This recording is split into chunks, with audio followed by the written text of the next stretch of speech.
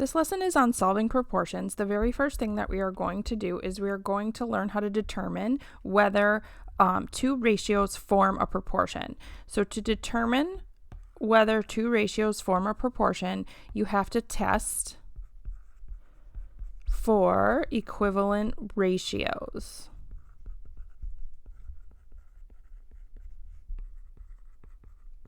I'm going to show you a trick. So we know, let's just say 1/3 equivalent to 3/9. So the way we would test this is we would say, well, 1 times 3 gives us 3. So 3 times 3 would have to give us 9 to make that equivalent. The only problem here is if we don't know what that multiplier is off the top of our head. So if we're looking over here, 15/18, is this proportional to 40/48? To test if that's proportional, we don't exactly know off the top of our head 15 times what gives us 40. And if this isn't a whole number, it's a little tricky. So I'm going to teach you a trick. What we are going to do is we are going to cross multiply here. 18 times 40 gives us 720. When we cross on the other side, 15 times 48, this also gives us 720. And because 720 and 720 are equivalent, then we can say, yes, this is proportional.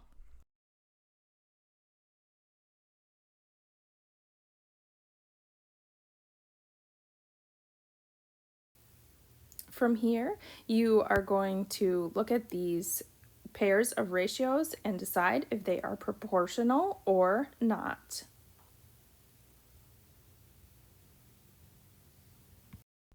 Here are the answers when we cross multiply. Not a proportion. 360 was the same on each cross, so that's yes. 20 and 42 is a no. 1,386, yes, these are proportional. Just like we cross multiplied to figure out if a proportion was a proportion, when we're solving a proportion, meaning when we are trying to figure out what this value is, we can also cross multiply to create an equation. So right here on this cross, we have 18 times x, which is 18x. You are going to bring the equal sign directly down, and then you are going to cross multiply on the other side. And 15 times 48 gives me 720. So now essentially what we have done is we have created an equation, and we can use that equation to solve for x. So I am actually going to rewrite this equation over here.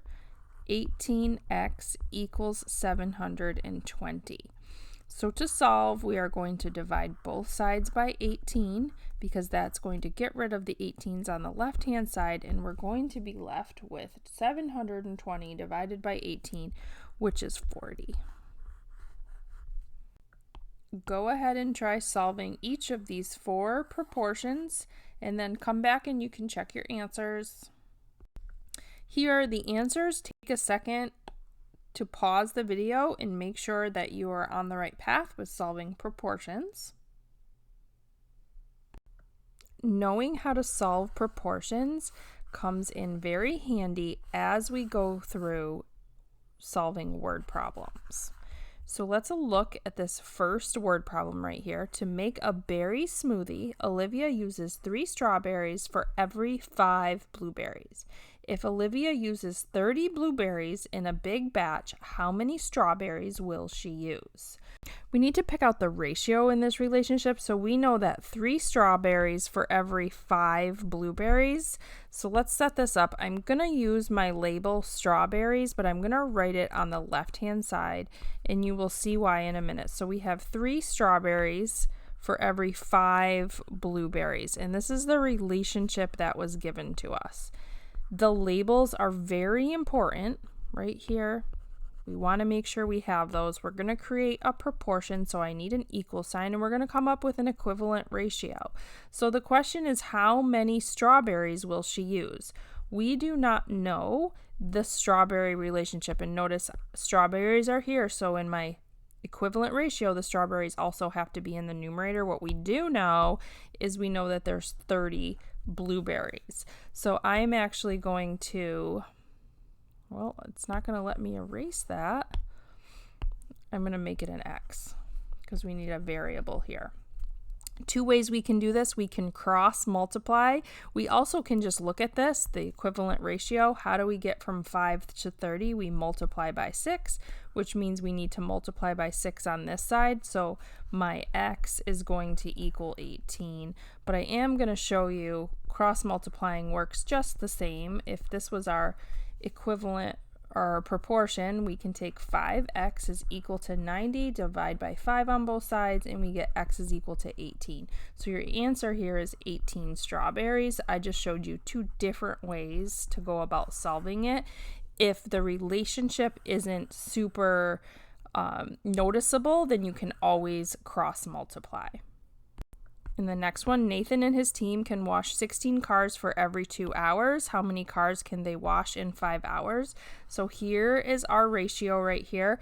Again, I'm going to put my labels on the outside. So we have 16 cars in 2 hours. We need the labels because when we're creating our equivalent ratio, we want to match up hours. So my other piece of information is 5 hours. The question is, where is the hours going to go? Is it going to go in the numerator or the denominator? It's going to go in the denominator because that is where my hours are. So this is 5.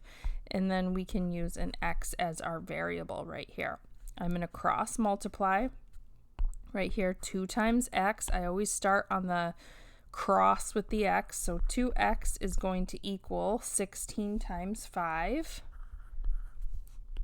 From here, I'm just going to solve my equation by dividing by 2 on both sides, so I end up getting 40 cars as my answer. I knew it was cars because I can go right back up here and there is where my label is. This is why these labels are important. Try these next two, setting them up and solving them on your own, and then we can come back and check your answers. Okay, so here are the answers. In the first one, it was comparing batches of donuts to donuts thrown out. So 4 over 9 equals 72 over x. I knew the 72 went in the numerator because it was batches. Batches and batches, donuts thrown out and donuts thrown out. So after 72 batches, we have to throw out 162 donuts.